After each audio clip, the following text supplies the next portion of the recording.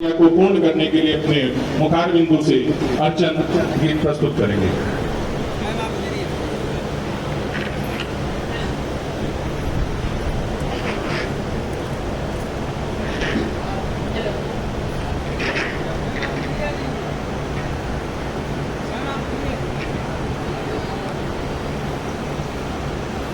यहाँ पे आए सभी सुधीजनों को मैं आज की खूबसूरत बेला में यहाँ पे आए सभी सुधीजन, मुख्य अतिथि, विशिष्ट अतिथि हरितिमा पंथ का सादर वंदन वे प्रणाम।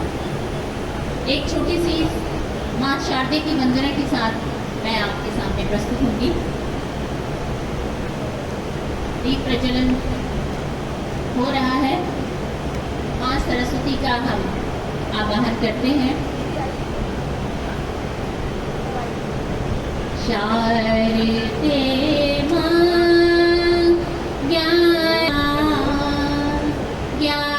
दे माँ, ध्यान दे माँ, ज्ञान दे माँ, ज्ञान दे माँ, ज्ञान दे माँ, ध्यान दे माँ।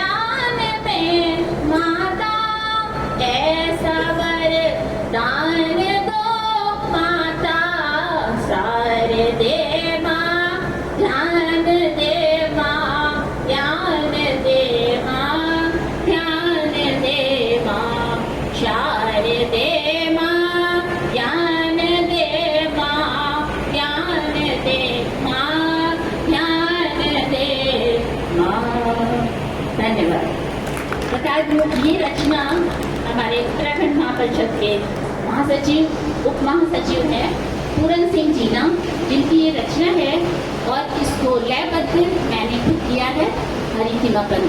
तो धन्यवाद सभी का, बहुत बहुत धन्यवाद, बड़े अभिनंदन।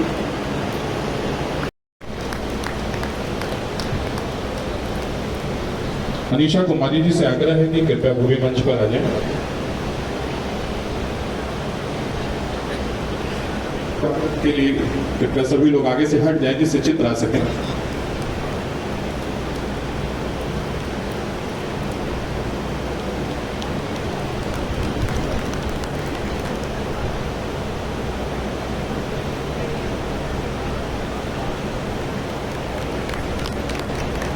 आदरणीय डॉक्टर विनीता मिश्रा जी से अनुरोध है हमारी कहानी की समीक्षक, इस पुस्तक की समीक्षाकार अलका प्रमोद जी का स्वागत हमारे यथा स्थान पर बैठे रहे।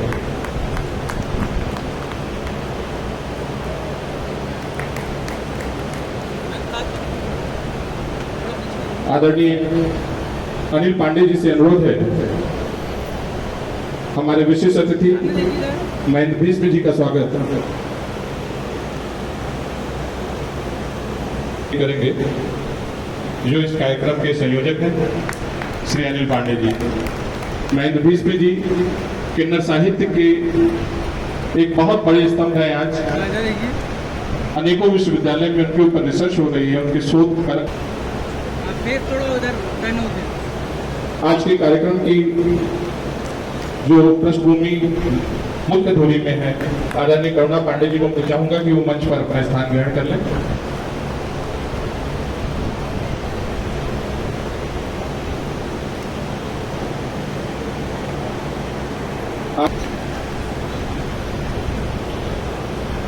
मंचासीन अतिथियों का यहाँ पर स्वागत पूर्ण होता है।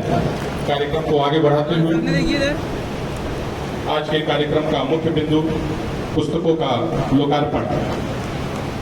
विमोचित पुस्तकें होती रहती हैं, लेकिन जब समाज को अर्पित की जाती हैं तो लोकार्पण शब्द मुख्य अतिथि, अध्यक्ष, विशिष्ट अतिथियों के सामने किरण जी के द्वारा प्रस्तुत की जा रही है। लोकार्पण कार्यक्रम होगा। यूं तो लोकार्पण कार्यक्रम में हम आते हैं और ताली बजाते हैं, लेकिन आज जिन दो पुस्तकों का लोकार्पण हो रहा है, ये हमारी परम आदरणीय मंचीय विद्या बिंदु जी के एक शब्द बिंदु से सिंधु तक की यात्रा का है, जिसमें जनजाति समूह से लेकर वर्तमान हाईटेक दुनिया को उन्होंने दो पुस्तकों के माध्यम से दिया है। आप सभी उपस्थित जनों से मैं करबद्ध निवेदन करता हूं, आदरणीय सुधाकर प्रदीप जी, नरसिंह मेहता जी, जोशी जी, कृपया अपने मंच स्थान पर खड़े होकर के अगर इसका स्वागत किया जाएगा तो वास्तव में साहित्य के साधकों का सम्मान होगा, साहित्य का सम्मान होगा, हमारी माँ सरस्वती का सम्मान होगा। कृपया सभी लोग अपने ध्यान देकर के इस मंच के लोकार्पण कार्यक्रम के साक्षी बने। आदरणीय करुणा पांडे जी द्वारा लिखित ये दो पुस्तकें आज समाज को समर्पित की गई हैं, जिसमें भारतीय जनजाति की एक कल्पना और दूसरा हाईटेक, जिसमें वर्तमान समय जिस प्रकार सोशल मीडिया, मोबाइल और आधुनिक संयंत्रों के साथ चल रहा है, जी रहा है, जाग रहा है, उसका उल्लेख किया गया है।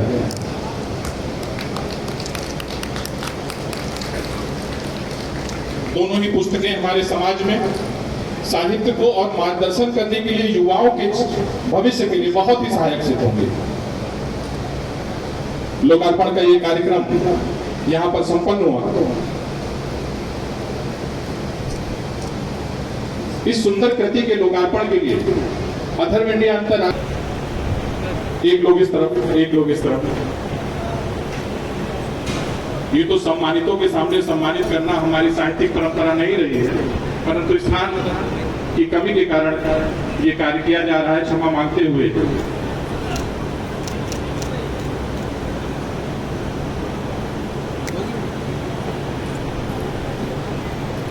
ढेर सारी शुभकामनाएं आपका डॉक्टर करुणा पांडे जी का होना है। प्रतिनिधि निखिल प्रकाशन के द्वारा ये सम्मान मंच पर आदरणीय डॉक्टर करुणा पांडे जी का हो रहा है।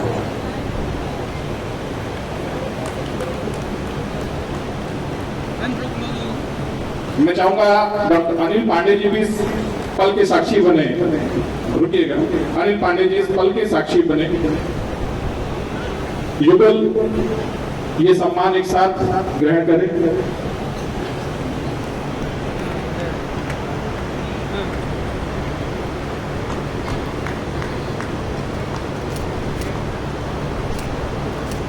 लोकार्पित पुस्तकों में एक पुस्तक निखिल प्रकाशन की तरफ से भी प्रकाशित हुई है।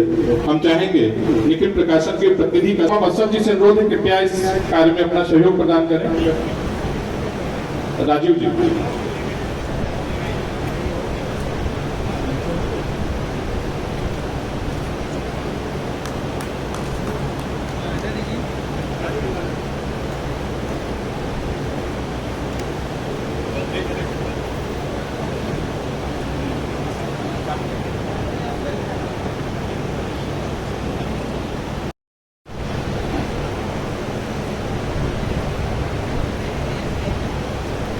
मेरी नजर में वास्तव में इस लखनऊ क्या उत्तर प्रदेश का सबसे श्रेष्ठ मंच आज आपके सामने है सृजित है। आप सभी की उपस्थिति ने उसे इतना श्रेष्ठ बना दिया है। आदरणीय सुनील वाजपेयी जी, मैं आपको मंच से अपने हृदय से प्रणाम निवेदित करता हूँ। सभी सुधीजनों को सर्वप्रथम करुणा पांडे जी को 2 पुस्तकों के एक साथ लोकार्पण के लिए हार्दिक बधाई। निश्चय ही ये एक उपलब्धि है 2 पुस्तकों का एक साथ लोकार्पण हो। अब मैं समय और कुछ न कह के सीधे समीक्षा पर आती हूँ। विभिन्न विधाओं में 50 से अधिक कृतियों की सर्जक तथा 9 कृतियों की संपादक डॉक्टर करुणा पांडे की लेखनी में संवेदनाओं और बौद्धिकता का विदय है। उनकी प्रतिभा प्रतिष्ठान से सद्य प्रकाशित कहानी संग्रह हाईटेक 14 कहानियों का स्तूप है। स्वस्थ कथा मनोजने उक्ति को अपने सृजन कर्म की प्रेरणा मानने वाली लेखिका ने यह कृति परम आदरणीय केशवनाथ त्रिपाठी जी, विख्यात लेखिका चित्रा मुत्तल ने ख्याति रक्त परम विदुषी पद्मश्री डॉक्टर विद्याबिंदु सिंह जी एवं डॉक्टर राम शरण मिश्र जी को समर्पित की है। आत्मवक्तव्य में लेखिका लिखती है कि आज कहानी युग जीवन को सार्थक अभिव्यक्ति दे रही है। कलात्मकता के आवरण को उतार कर वह जीवन के समांतर चलने लगी है। मानव जीवन के भौतिकता और पाश्चात्यीकरण की चेतना से लगते हुए संवेगों की कहानी आज की कहानी है जो निरंतर गतिशील है। करुणा जी की यह मान्यता उनकी कहानियों में परिलक्षित होती है। लेखिका की कहानियां उनकी कल्पना का ताना बाना नहीं है, परंतु उनकी सूक्ष्म दृष्टि से अन्वेषित तथा आसपास दिखती संवेदनाओं का कहानी के रूप में सृजन है। इन 14 कहानियों में 14 रंग हैं, परंतु इस अनेकता में एक एकता है और वो है समाज के निर्बल उपेक्षित वर्ग के प्रति सहानुभूति, उनकी समस्या को समाज के सामने उजागर करना, चाहे वो स्त्री हो, वृद्ध हो, आत्मीय जनों के लिए उपार्जन करने वाला पुरुष हो, किसी भी पूर्वाग्रह से परे लेखिका ने समाज पर विनम्र दृष्टि डाली और जिसकी पीड़ा ने उनके हृदय को उत्प्रेरित किया उन्होंने उसी कहानी के रूप में धारा। उनकी कहानियां समाज को सकारात्मक संदेश देती हैं, अर्थात समाज के हित में उनकी लेखनी गतिशील है। यही साहित्य का उद्देश्य है, समाज का हित। लेखिका ने पर्याप्त समय पर्वतों के अंचल में व्यतीत किया है। स्वाभाविक है कि उनकी कहानियों में अधिकांशतः पर्वतीय संस्कृति वहाँ की समस्याएं परिलक्षित होती हैं। संग्रह की प्रथम कहानी हाईटेक, जो संग्रह के शीर्षक भी है, आज के भौतिकता के उत्तरोत्तर अग्रसर सुविधाभोगी समाज की संवेदनाओं के निरंतर पुनर्वास का केंद्र है। पिता की मृत्यु पर अपनी परंपराओं को भूलकर भौतिकता के पीछे भागती संतानें समय की कमी की विवशता का आवरण ओढ़कर किस प्रकार उनकी अंत्येष्टि के कार्य को आनंद फानंद में निपटाते हैं, वो उनकी कहानी में घर घर का सच है। ये कहानी आधुनिकता की दौड़ में पीछे छूट गई भावनाओं पर करारा जाती है। कहानी तो मेरा बहुत मन था कि एक अंश इसका आपके सामने पढ़ूं, लेकिन समय सीमा मुझे दी गई है, इसको मैं नहीं पढ़ रही। अंधेरे में खिली धूप तथा विकास का भोग कहानियों में लेखिका ने केदारनाथ में कुछ वर्ष पूर्व हुए भयंकर प्राकृतिक दुर्घटना के दुष्परिणामों को कहानी का मूल विषय वस्तु बनाया है। अंधेरे में खिली धूप में एक युवक अक्षत अपने सभी आत्मीय जनों को केदारनाथ में हुए भूस्खलन में खोकर अंतर्मुखी और असामान्य हो जाता है। जब श्वेता उसके जीवन में पत्नी के रूप में आती है, तब वो उसके मन में जुड़े उस बातें को निकालती है। ये कहानी आशा का संदेश देती है। इसी प्रकार विकास का कोप भी उसी त्रासदी की पृष्ठभूमि पर, जिसमें शेखर की माँ और बुआ तीर्थ यात्रा पर जाती हैं और इस प्राकृतिक आपदा में फंस जाती हैं। यद्यपि दोनों अंततः किसी प्रकार सकुशल घर आ जाती हैं, परंतु उनको खोजने में उनके आत्मीय जनों की पीड़ा, उन दोनों आपदा में फंसी माँ और बुआ के हृदय विदारक अनुभव तथा विकास के मध्य में मानव के द्वारा स्वयं ही अपने पांव पर कुल्हाड़ी मारने और उसके भयंकर दुष्परिणामों पर चेतावनी को इस कहानी में इस प्रकार कुशलता से लिखा गया है, वो उसके लिए लेखिका को विशेष रूप से साधुवाद है। ऐसी कहानियाँ पाठकों को झकझोरती हैं और बहुत कुछ सोचने में विवश करती हैं। इस कहानी में बुआ द्वारा वर्णित अनुभव उस त्रासदी का जो दृश्य चित्रित करता है, वो किसी भी मनुष्य को भाव विमल करने में सक्षम है और करुणा जी की संवेदनशीलता का साक्ष्य है। इसकी दो पंक्तियां मैं अवश्य आपके सामने रखना चाहूंगी। इस कहानी का ही एक अंश है। बुआ बताने लगी, चारों तरफ तबाही मची थी।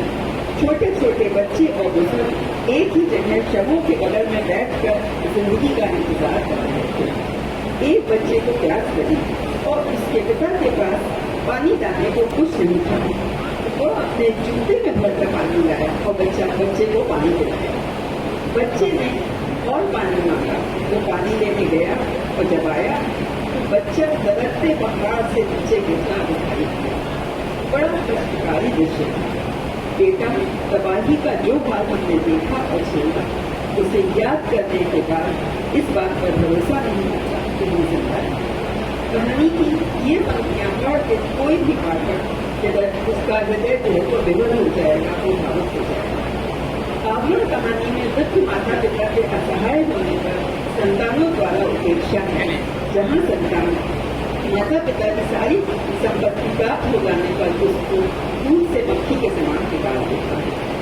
इस कहानी में वृद्ध जनों को अंत तक अपनी संपत्ति किसी को न देने की चेतावनी दी गई। इसी प्रकार नया वृतांत एक माँ के प्रति संतानों की उपेक्षा पर आधारित कहानी है। दोहरा शोषण में कहीं पिता कहीं बेटे को मात्र उपार्जन की माध्यम बनाने वाले दो परिवारों की कहानी। धन आत्मीय जनों की आंखों पर विविधता और स्वाद की पट्टी बांध देता है तथा वो अपनों का शोषण करने में भी नहीं हो सकते। और यही इस कहानी का मूल करना। दोषी कौन? कोरोना के समय प्रदेश में धनोपार्जन के लिए गए हुए गांव के युवक बलराम की कहानी है, जो अपनी पत्नी की महत्वाकांक्षाओं को पूरा करने के लिए शहर गया और इस रास्ते में उसने अपना खो दिया। उसकी मौत एक बड़ा प्रश्न चिन्ह खड़ा कर देती है कि बलराम की मौत का दोषी कौन है? उसकी पत्नी की महत्वाकांक्षा, सरकार की लापरवाही या निर्धनता? निश्चय ही ये यक्ष प्रश्न है जिसके लिए लेखिका लिखती है कि इसका उत्तर तो शायद युधिष्ठिर भी नहीं दे सकेगा। और कदम युग गए और काहे को भेजी कर देश बाबिल में जीवन में जो प्राप्त है उसी में संतुष्ट रहने के दर्शन को देता है। खंडित परंपरा में एक आजीवन अपने पति से अपमानित और प्रताड़ित सास जब बहू को भी उसी पीड़ा को सहते देखती है तो परंपराओं का खंडन करके अपनी बहू के पक्ष में निर्णय लेती है। प्रायः ये मान्यता है कि स्त्री ही शत्रु होती है। लेखिका ने इस कहानी में इसका खंडन किया। एक दूसरे पुस्तकों में लेखिका ने एक स्त्री के मन की उड़ान को अभिव्यक्ति दी है। कहानी का अंत जीवन का दर्शन है। देखनी इसका ये अंश है। मैंने देखनी से गंभीर स्वर में कहा, एक सत्य सुन। सोचने के लिए हर आदमी कितना स्वतंत्र है, पल भर में हम कहाँ से कहाँ सोच जाते हैं। किसी परंपरा, मान्यता, रूढ़, कर्तव्य, समाज का कोई अंकुश नहीं होता। उसमें न ढूंढने की यात्रा होती है, न बचने की चेतना होती है। मैं आजाद नहीं, बस सोचने को स्वतंत्र हूँ और इतनी स्वतंत्रता की खुशी लेकर मैं सारी पीड़ा को पीती रहती हूँ। क्योंकि मित्र के रूप में, प्रेमी के रूप में रहना मेरा साथी है। लेखनी ने प्यार से मुझे देखा और सहमति में सिर झुका। संग्रह की अंतिम कहानी है हेमंती, एक स्त्री की आत्ममुग्धता, स्वाभिमान की प्रेरक कहानी है, जो हेमंती के प्रति हुए अत्याचार और शोषण के प्रति आक्रोश को जन्म देती है तथा उनके दृढ़ आत्मविश्वासी अन्याय के प्रति मुखर विरोधी तथा मानवता के प्रति सदाशय व्यक्तित्व के लिए सम्मान जागृत करती है। करुणा जी की भाषा शैली लालित्यपूर्ण है, जो कहानी को रोचक और रोमांच को बनाती ही है। कहानी के भावों को प्रस्तुत करने में उत्तेजक का कार्य करती है। जैसे दोहरा शोषण कहानी में एक पंक्ति है, यादों की गाड़ी अगले स्टेशन पर खड़ी हो गई। इसी प्रकार एक पंक्ति है, गांव के अधपथे थोड़े की तरह रमेश का अकेलापन खिड़की स्टार्ट। प्रत्येक कहानी पाठक का मनोरंजन नहीं करती वरन संदेश परक है तथा पाठक को कुछ सोचने को विवश करती है। कहानी की सार्थकता तभी है जब पाठक उससे अपना जुड़ाव अनुभव करे। कहना ना होगा कि सभी कहानियां इस मापदंड पर खरी उतरती हैं। मेरा विश्वास है कि ये संग्रह पाठकों के मध्य लोकप्रिय होगा तथा उनकी प्रशंसा प्राप्त करेगा। करुणा जी को अनंत शुभकामनाएं एवं बधाई। मैं एक बात और कहना चाहूंगी कि इस पुस्तक का जो मुख्य पृष्ठ है वो पूर्णतया इसका जो शीर्षक है उसके अनुरूप है और आकर्षक है। इसके लिए प्रकाशक को बधाई और करुणा जी को एक बार बहुत बहुत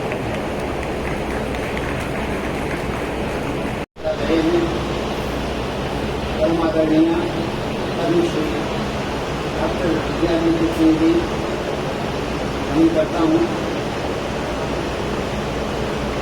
कार्यक्रम में उपस्थित वरिष्ठ साहित्यकार, न्यायाधीश, विधान परिषद के सचिव और मेरे ही नौकरी के सबसे वरिष्ठ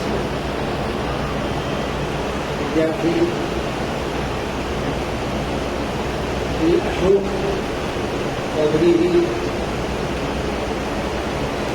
कथा साहित्य के और एक विशिष्ट धारा नवीन धारा नवीनतम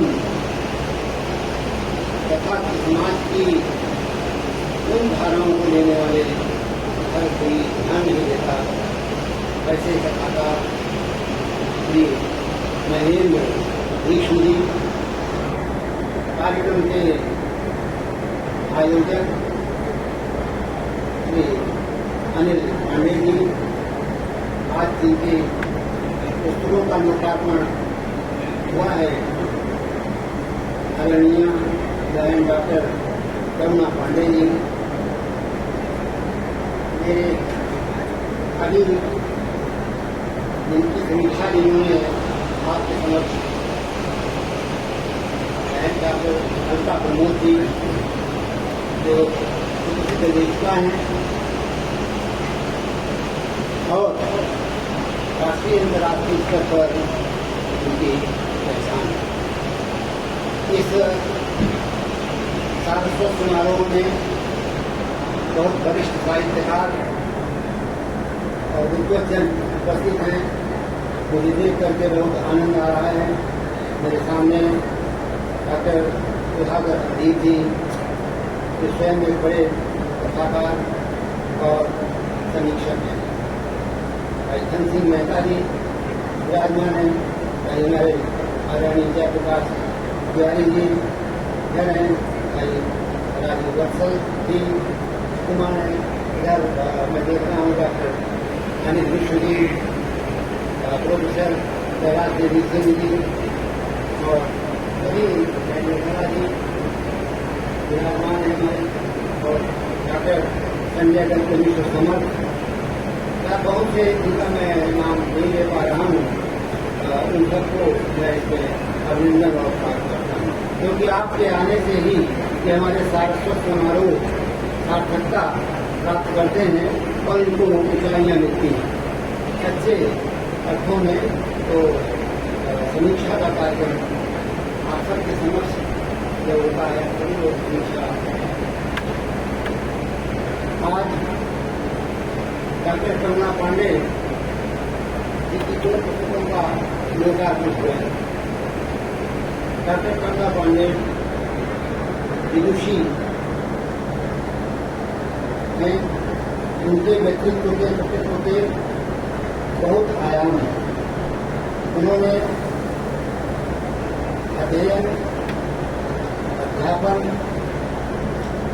भ्रमण, न्यायावली, लोकगीतों, उनकी रुचि बहुत आयाम उन्होंने देखे हैं इस पुस्तक में। उन्होंने रामचरितमानस और रघुवंश का तुलनात्मक अध्ययन किया है, इनका जगत प्रबंध है। इसी तरफ उनका संस्कृत और ये शास्त्रीय ग्रंथों का अध्ययन, दूसरी ओर योग से उनका जुड़ाव, ये बहुत महत्वपूर्ण है। उनकी व्यापकता को सिद्ध करता है। योग हमारी संस्कृति का आधार है। सारी वस्तुएं, सारी विचारधाराएं लोक में ही आधार पाती हैं। ये लोक बहुत व्यापक है, इसलिए इसको लोक को, जो हमारा लोक है, केवल लोक शब्द से जो अलौकिक लोक कहते हैं, जिसकी लोका जो प्रकाशित होता है, जहाँ हमें आलोक मिलता है, वही लोक से ही सबको आलोक मिलता है, कहीं भी हो। इसलिए जो कवि हैं, जो वरिष्ठ कवि हैं, जिनको प्रतिभा प्राप्त थी, उन्होंने लोक का आश्रय लिया। चाहे वाल्मीकि रहे हो, उन्हें भी राम कथा लोक से मिली। राम नाम जने श्रुता, जन से ही राम का नाम राम कथा उनको मिली। तुलसी भी अधिकतम लोक से जुड़े हैं और लोक के लिए भी उन्होंने रचनाएं की तथा जो सकल लोक हितकारी, सकल लोक, ये विभिन्न प्रकार के लोक हैं। एक लोक में बहुत तरह के लोक हैं। जो अभी हमारी बहन डॉक्टर करुणा पांडे ने इसमें जनजातियों के गांव का वर्णन किया है, जो अभी उन्होंने इसमें 4 जनजातियों का विवेचन किया। इन 4 जनजातियों के लोग ऐसे, अभी वो आगे अध्ययन करेंगी तो उनको बहुत सी जनजातियां मिलेंगी। ये सभी जनजातियां एक एक लोक, इनके अपने संस्कार हैं, अपने रीति रिवाज हैं, अपना रहन सहन है, अपनी मान्यताएं हैं, ये अपना लोक है। इसलिए कभी पहले सकल लोक कहा गया था। सारा लोक, इतने अलग अलग लोक हैं। इन लोकों का अध्ययन करना बहुत आवश्यक है। आदरणीय गुरुवर डॉक्टर दीक्षित जी ने बहुत पहले अपनी दूरदृष्टि से देखा था कि लोक साहित्य का संचय करना, संग्रह करना परम आवश्यक है। और अपने अध्यक्षीय कार्यकाल में उन्होंने ये कार्य शुरू कर दिया। मुझे बड़ी प्रसन्नता हो रही है कि डॉक्टर करुणा पांडे ने जनजातियों के लोक में जा करके उनका विधिवत अध्ययन किया है। इन पुस्तकों में उनके पास जाकर बैठ करके उनको समझना जैसा कि उन्होंने स्वयं बताया, अभी उनको कितनी कठिनाइयाँ लोक में जाकर के जनजातियों से बात करने में, उनके संस्कारों को, उनके लोक कथाओं को, उनके लोकगीतों को जानने समझने में कितनी कठिनाई का अनुभव हुआ है। इसके लिए मेरे धैर्य की आवश्यकता है। उन्होंने इनमें जो 4 जनजातियाँ दी हैं, उनके सभी संस्कार संक्षेप में वर्णन किया है, उनकी संस्कृति का वर्णन किया है, उनकी मान्यताओं का और अंत्येश तक उनका विवेचन किया है। और बड़ी अच्छी बात यह है कि उन्होंने उन जातियों से संबंधित लोकगीतों का संग्रह भी किया है। इन लोकगीतों की भाषा आम जन को समझ में नहीं आ रही है, उसका उन्होंने अनुवाद भी प्रस्तुत किया है। इसलिए ये पुस्तक बहुत महत्वपूर्ण बन गई है। इसको अवश्य अध्ययन करना चाहिए, इन पर शोध कार्य भी आगे होना चाहिए। मेरी शुभेच्छा है और शुभकामना है कि डॉक्टर करुणा पांडे ऐसे ही जनजातियों का और अन्य जो तरह की विधाएँ हैं उन पर कार्य करती हैं, क्योंकि उस कार्य में सक्षम है, उनकी रुचि भी है और इस कार्य को बहुत अच्छे ढंग से कर सकती है। इस लोक साहित्य के साथ साथ हमारे समग्र साहित्य का इससे हित साधन होगा। मैं उन्हें बहुत बहुत बधाई देता हूँ और बहुत बहुत शुभकामनाएं देता हूँ और मैं उनसे यही अनुरोध करूँगा इस कार्य को आगे वो बढ़ाए रखें। जैसे कई लोग मुझसे बहुत बहुत वरिष्ठ हैं, और वो भी एक व्यक्तित्व नहीं है बल्कि संस्थाएं बैठी हैं, पद्मा दीदी और सुधाकर जी जैसे। कहानियाँ करुणा जी ने लिखी हैं, पहले भी उन्होंने निबंध और कविताओं में अनेक अच्छी रचनाएं दी हैं। हम और वह नवपरमेल संस्था से जुड़े हैं और हमारे संरक्षक आदरणीय अशोक चौधरी जी जो अध्यक्ष नवपरमेल के लोग बैठे हुए हैं। एक कहानी का समाज में घट रही घटनाएं को न केवल देखता है बल्कि महसूस करता है और कुछ शब्द फिरोता है, कुछ जानने की कोशिश करता है, और उसका एक ही उद्देश्य होता है कि ये जो मैं लिख रहा हूँ वो सर्वजन हिताय की तरह हो। और यही एक उद्देश्य लेखक का होना चाहिए, क्योंकि बहुत बड़े बड़े लेखक लिख के चले गए। अब जो लिखा जाए वो सार्थक हो और पढ़ा जाए। तो करुणा जी इस दृष्टि से बहुत सार्थक लिख रही हैं। मेरी शुभकामनाएं हैं उनके साथ। समय सीमा है और मैं एक कृति और कृतिकार कार्यक्रम 3-4 महीने में एक बार करता हूँ, तो मेरी नज़र में वो है बहुत पहले से, तो उनको रखूँगा इस हाईटेक कहानी संग्रह के साथ। और सुधाकर अदीप जी से वादा है, ये 2-3 बार कब जब मेरा कार्यक्रम हुआ तो सुधाकर अदीप जी समय नहीं दे पाए, तो उनको भी इस बार पकड़ूंगा मैं। बहुत बधाई करुणा जी को। और इनके पीछे श्री अनिल पांडे जी को जो श्रेय जाता है उसके लिए मैं बहुत साधुवाद उनको देता हूँ, बहुत प्रणाम और उनका अभिनंदन करता हूँ। मैंने देखा कि जो मैं कलकत्ता गया वहाँ भी आप दोनों, हम लोग गैरसैंड भी गए, वहाँ भी कई जगह उनको देखा मैंने। और अपनी धर्मपत्नी के लिए अगर कोई सबसे अधिक कोई मेरे सामने करता है साहित्यकारों की जगत में, साहित्य जगत में, तो अनिल पांडे जी जैसा मुझे अभी तक कोई दूसरा नहीं लगा। बहुत धन्यवाद। हमारे संचालक महोदय जी का निर्देश है, बहुत अच्छे संस्था के अध्यक्ष हैं, कुशल संचालक हैं, और उनके निर्देशों का पालन करते हुए फिर कभी इस पर चर्चा होगी। आप सब लोग कृति कृतिकार के कार्यक्रम में आइएगा, इसको विशद धन्यवाद।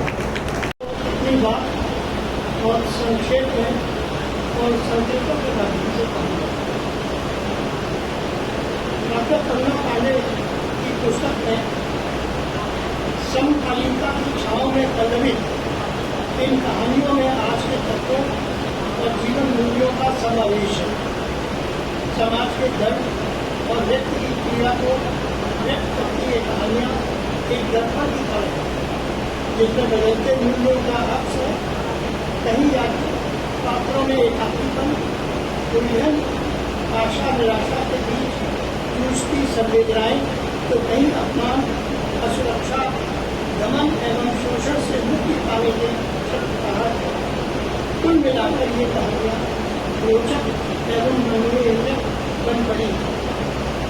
मैं व्यक्तिगत रूप से कहूँ कि मैंने जब हिंदी कहानियों की पुस्तक को पढ़ा और 3 कहानियों को विशेष रूप से पढ़ा तो मैं रात भर सो नहीं पाया।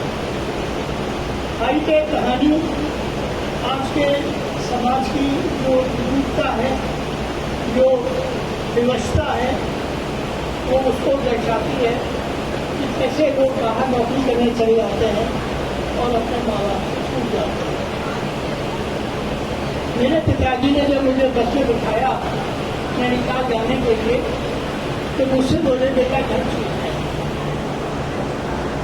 उनका ये कहना मुझे ऐसा लगा कि लौट के नौकरी के बाद मैं घर आ पाऊंगा या नहीं आ पाऊंगा। हाईटेक कहानी में वीडियो के जरिए बच्चा अपने पिता की अंत्येष्टि देखता है।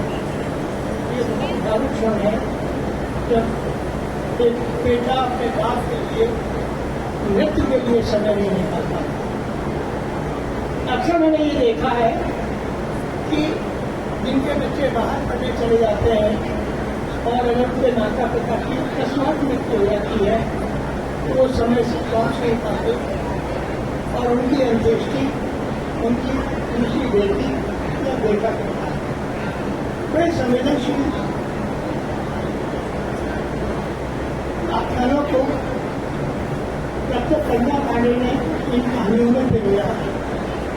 दूसरी कहानी जो आवरण है वो हम रोज समाज में देखते हैं कि किस तरह से माँ बाप फूटी फूटी बोल के और अपने छुपाए रहते हैं अपने दुख दर्द को, चाहे वो बात में मिले, चाहे क्रम में मिले, चाहे कहीं मिले, उनकी अतिथि करके नजर आते हैं, लेकिन वास्तविकता कहीं कुछ और ही होती है।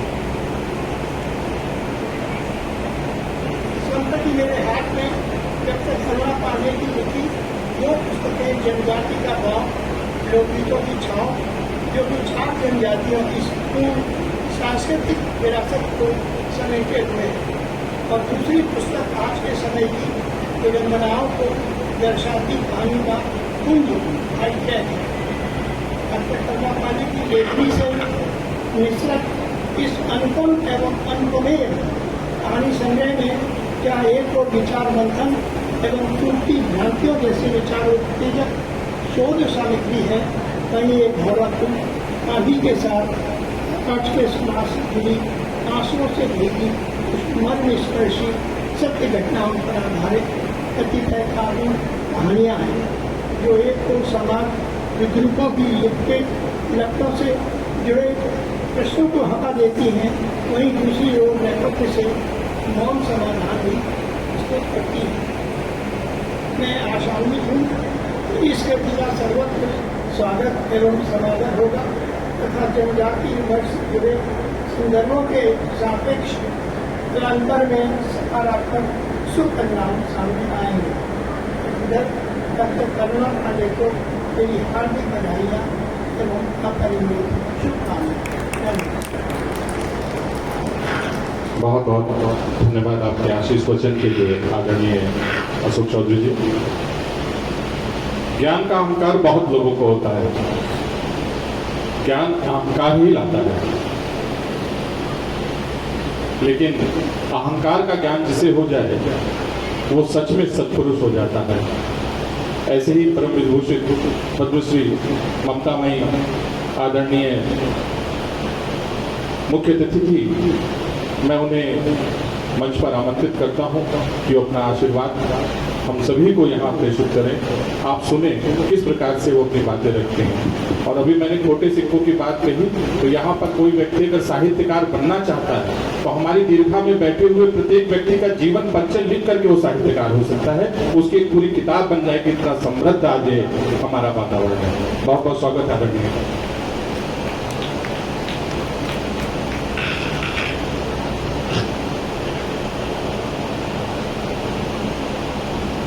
मेला के इस परिसर में पुस्तकों के बीच माता देवी के समक्ष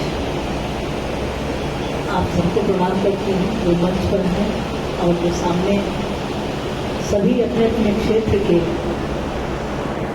इतने जाने माने लोग हैं, इतने लोग एक साथ यहाँ इकट्ठा हुए हैं। ये भी पुस्तक मेले का सौभाग्य है, इसीलिए पुस्तक मेला प्रतिवर्ष सफल होता रहा। आज 2 पुस्तकों का लोकार्पण हुआ है, उसके लिए बहन करुणा पांडे को हार्दिक बधाई। इसमें एक तो जनजाति का गांव, वो गीतों की छाव, इसका सरसरी निगाह से देखना ऐसा लगता है कि इसे पूरे भारत में लोक संस्कृति लोक साहित्य की जो एक धारा है, एक जैसी प्रवाहित। और मुझे एक गीत अपने यहाँ का सोहर गीत बार बार याद आता है, जिसमें वो कहती है कि बाबा मन भरई सुपरिया ससुर बन नरियर और हरी मन चुए कुसुमिया में कुसमी रंगैया।